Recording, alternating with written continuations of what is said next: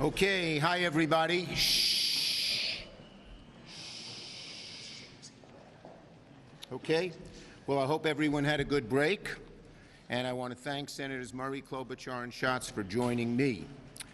Well, today we learned that Republicans are trying to rebrand their big ugly bill.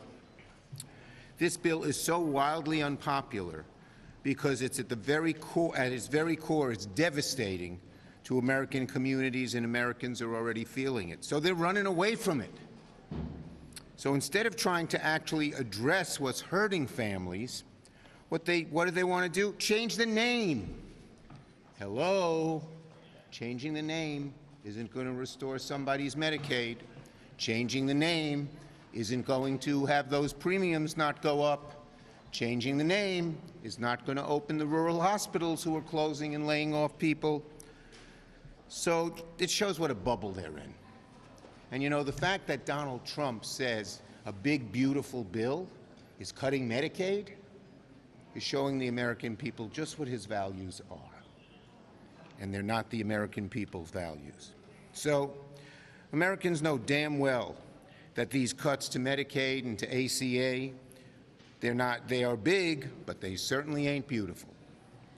The fact that Republicans think that Medicaid cuts are beautiful, as I said, reveals who they are to the American people. And about the average American, Donald Trump doesn't give a damn. He's in his own little bubble. He talks to his billionaire friends. They make him happy when they say, "Thanks, Donald, you're doing a great job. You're giving me a tax break." So he's the only one who would really label such a horrible bill as beautiful. Let's be clear, this isn't a branding problem, okay? We each spent a month at home. I did close to 20 meetings on health care, mainly in upstate Republican districts and areas. And you heard how bad it was. I went to the State Fair, which is a pretty Republican operation. I had a great time. I saw the butter sculpture. I got to drink chocolate milk, which is the one time a year my wife will let me drink it. But at the State Fair, it was clear. So let me show you this chart. This is a different chart. Where's the chart on the polling? You don't have that? Okay, well, this chart is the trade war. The price of goods is up 40% for leather products, 7% for pressed produce, 12% for cars, 18% for consumers and electronics. Can we get the polling chart? Okay, thank you. So, here are the polling data, which we'll show in a chart. Pew Research, 46% disapprove of this big, beautiful bill, 32% approve. Navigator, 52% unfavorable, 33% favorable. CNN, 61% oppose, 39% approve of the big, beautiful bill. And it's interesting, almost all Democrats oppose it, but depending on the poll, 2/3 to 3/4 of independents oppose it, and a good chunk of Republicans oppose it, up to 40% in one poll, as I understand it. So on the shutdown, this month Republicans will face their greatest test under the Trump administration. Will they work in a common-sense, bipartisan way to keep the government open? The only way to avoid a shutdown is to work in a bipartisan way. You need Democrats and Republicans with a bill that gets both parties' support in the Senate. Senate Democrats, we've shown firsthand that we're willing to work with them in a bipartisan way to keep our government open by advancing the bipartisan appropriation bills, which Patty will talk about.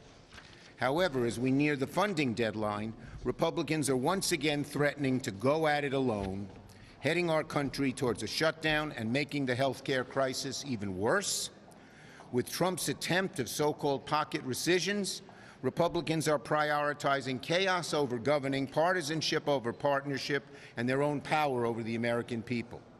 For weeks now, Leader Jeffries and I, and we're working on the same page, we talk all the time, just talked to him last night again, we've written to the Republican leaders asking them to meet us to start the negotiation process. We did that in early August. We didn't hear from them.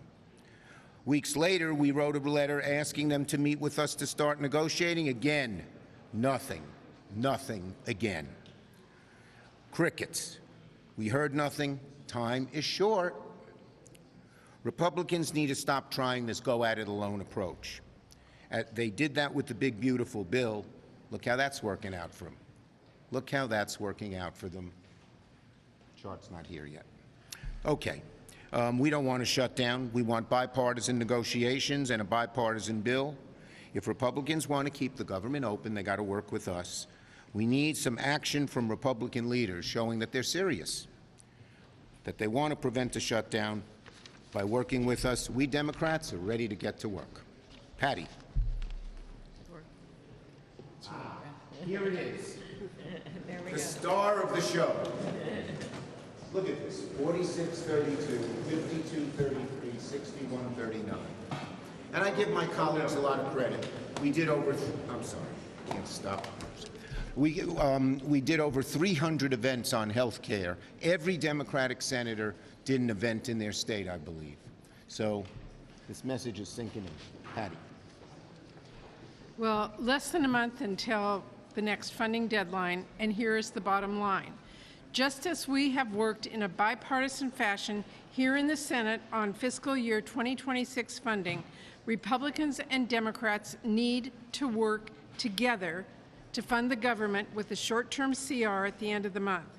That CR agreement needs to reflect Democratic values and principles, and it needs to be a real bipartisan compromise. For the last few months, we have shown a bipartisan way forward on the Appropriations Committee.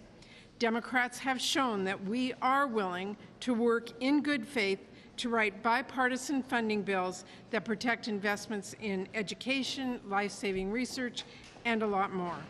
We've already passed 8 out of the committee and 3 on the floor, Milcon VA, Ag, and Ledge Branch. As part of a bipartisan short-term CR, I support conferencing those 3 bills and passing them with the short-term CR for the remaining 9 bills. And I hope that we can continue to make progress on our Senate-passed bills so they will be ready at the end of the month. Now is the time to continue with that responsible bipartisan work, just as we have shown all summer. If House Republicans, however, go a different route and try and jam through a partisan CR without any input from Democratic members of Congress, and they suddenly find they don't have the votes they need from our caucus to fund the government, well then that is a Republican shutdown. But there is no reason for Republicans to walk away from this table, not after the progress we have made this summer. Republicans need to work with us to keep the government funded. They need to ignore Russ Vought, the guy who's tearing apart the federal budget, breaking the law, and destroying things like cancer research for kids, while Trump spends his time golfing. That's not even hyperbole, that's the facts. Now, I stand exactly where I have always been. I support a bipartisan path to fund the government, like we have been doing so far here in the Senate. And that's because I believe that elected members of Congress should decide how to spend taxpayer dollars on behalf of our constituents, not Russ Vought, not Donald Trump, and that means preventing another year-long slush fund CR. Now, on another note, since Congress should be able to do more than one thing at a time, will Republicans work with us to stop the health care premiums from skyrocketing this fall for millions of Americans? So far, Republicans have refused to lift a finger to extend the tax credits and save families from massive new health care costs. For many, higher premiums are going to mean cuts to their family budget. For others, it will mean giving up their health insurance entirely. That is wrong. Republicans are choosing right now to let that happen. They could easily extend that policy and stop premiums from spiking. Democrats have already written the bill to do just that. Don't try and tell the American people you could afford to cut taxes for billionaires a few weeks ago, but now working families will have to tighten their belts and pay literally thousands of more dollars per year for health insurance. So Democrats are ready to fund the government in a bipartisan way, and we are ready as well to protect health care for millions. Democrats have our priorities straight. To my Republican colleagues, you are lawmakers. Write some laws. Help people. Do your jobs. Don't just hand that pen to rest vote and call it a day. Thank you, Senator Murray. Senator Klobuchar. Thank you very much, Chuck, and I'm sure we can go head-to-head on who has the better state fair at another time. Biggest one in the country. I really think when you, there you go, when you really look at this August, it is the tale of two parties. You have one party, and that is ours, that spent August, as Chuck mentioned, over 300 events, going to rural hospitals, so many of them concerned about these Medicaid and Medicare changes, talking to our constituents who are scared to death because their mom's in the assisted living and they know exactly when that Medicaid funding is going to run out, what's going to happen to them, talking to people who are working 2 jobs but depend on SNAP and getting help when it comes to groceries, and having people that are just looking at their bills, whether it is for their rent, whether it is for their health care, and saying, what did these guys just do to us? That was our August. Then we have these other guys who are literally running out of town hall meetings, hiding in the back of airplanes with hats on. Okay, I may have seen one. Just trying to avoid their constituents while Donald Trump keeps wreaking more havoc, more chaos, and more corruption on this country. So for me, it was actually pretty jarring to come back here, having spent the last few days in my state embracing these families who had kids that literally watched their friends be shot in the gut, shot in the neck, meeting the family of one of the children who was killed, who that night they were already sitting in the Holy Angels gym trying to find solace among their families and friends. They literally went to that event because they believed in the people that surrounded them. They didn't want to be alone at home. And those harrowing stories of those kids who got saved because their friend who was 3 years older laid their body on top of him, on top of a 6-year-old, and his friends get shot in the back but survives, or the teacher with the little boy who was disabled and couldn't move and took his body out of that wheelchair, threw it under the pew, and laid on top of him. It's pretty jarring to come back here, because those kids and those teachers and those faith leaders in that moment, in that horrible moment, made the decision to look out for each other. And so as I look at this budget before us, I see this opportunity when under Senator Murray and Schumer's leadership, we've been able to already negotiate 3 bills that'll be good for people right out of the Senate through that chamber. That's what we should be doing. We should not be embracing a partisan budget process. We have this moment where our colleagues who we work with all the time in different matters can finally stand up and say, hey, we want to see a better world here, and we want to see something better, and we want to reverse some of the harms that have been done, and we do not want to embrace this partisan process. So that's where I am, and it's very much dictated by what I just saw happen at home. I think our constituents deserve better than having something rammed down their throats that are going to make their lives worse and not better. Thank you. Senator Schatz. This is not that complicated. Russ Vought in late July said exactly what he thinks, which is that the appropriations process should be less bipartisan. And we disagree. And if Republicans produce a partisan product, they should expect a partisan vote. If they produce a bipartisan product under the leadership of Patty Murray, they can get a bipartisan vote. But time is running out. There is still enough time to get this done, but to do that, they have to start to show that they're serious about keeping the government open. They have the House, the Senate, and the presidency.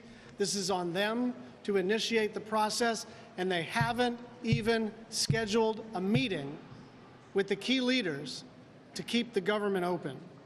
And I just want to give my Republican friends some free advice. Another jam job is not going to work. You are in charge of the government. The ball is in your court, and you have to decide if you want to shut down or not. Thank you, Senator Schatz. Q&A. Yes. Do you expect to put up a tougher fight this time than you did in March when you took criticism within your party for voting with The bottom line is very simple.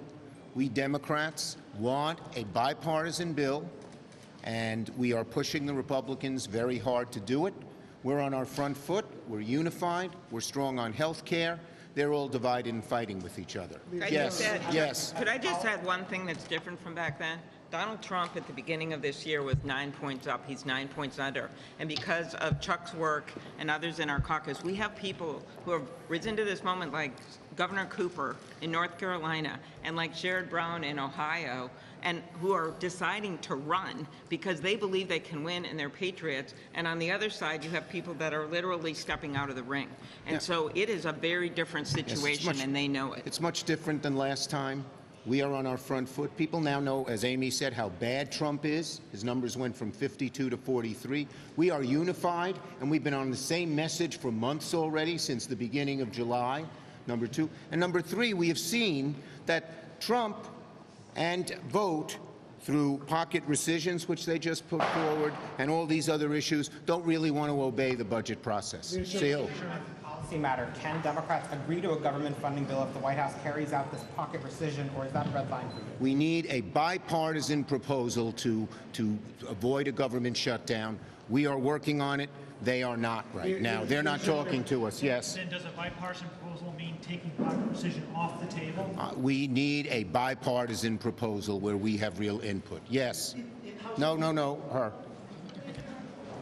Would you be willing to consider a clean CR just for a temporary amount of time? As I said, we are willing to sit down and negotiate a bipartisan proposal with significant Democratic input. So far, they are not. Yes.